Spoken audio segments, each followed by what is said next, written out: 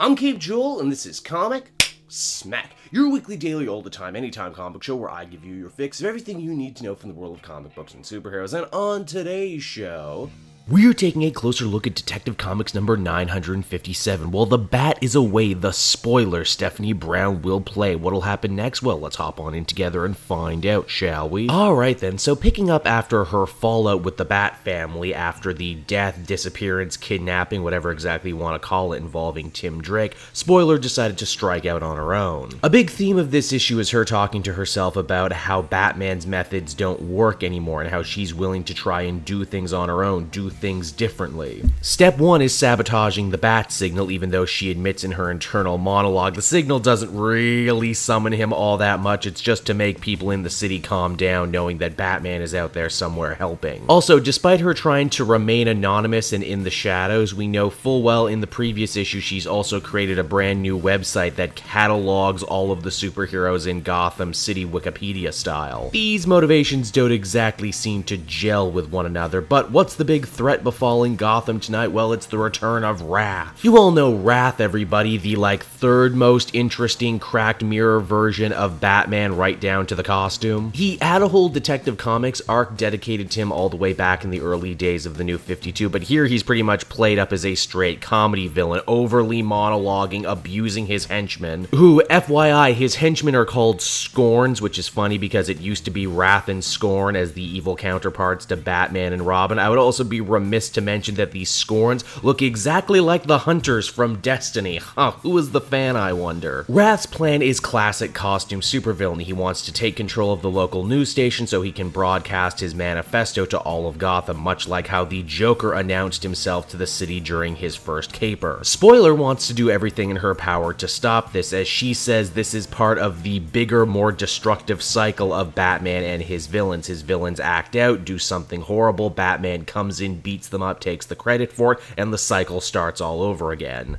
She wants to stop the bad guy, save the new studio hostages, but she also wants to be completely invisible while she's doing it so they can have complete plausible deniability, and ultimately allow the police to take the credit so people of Gotham will have more faith in the police than they do in the cape and cowl set. Steph manages to pull this off using a carefully crafted combination of both advanced technology that Tim was helping her out with and her own ninja skills. Wrath ultimately being shown to be a total chump who gets one punched by a big door. And while the villain didn't prove to be much of a threat this issue to our hero, Spoiler, you know who did surprisingly? Bullock of all things. Steph sabotaged his donuts earlier on and now he's out for revenge. He wants to bring her in for all the general mayhem that she's been causing, but at the same time he sorta respects her more than he respects Batman. If only because she shuns the celebrity vigilante spotlight and opts to show the cops as the true heroes. In the end though, she ends up escaping, only to instead come face to face with a third party who's been watching all the goings-on since the beginning, and that person is a fan of Steph's work. He's also Anarchy. But which version of Anarchy? I'm not exactly sure. Is this the Anarchy we saw get his own story arc in Detective Comics in the beginning of the New 52, or is this the original little kid in a grown-up suit version of Anarchy? Not sure.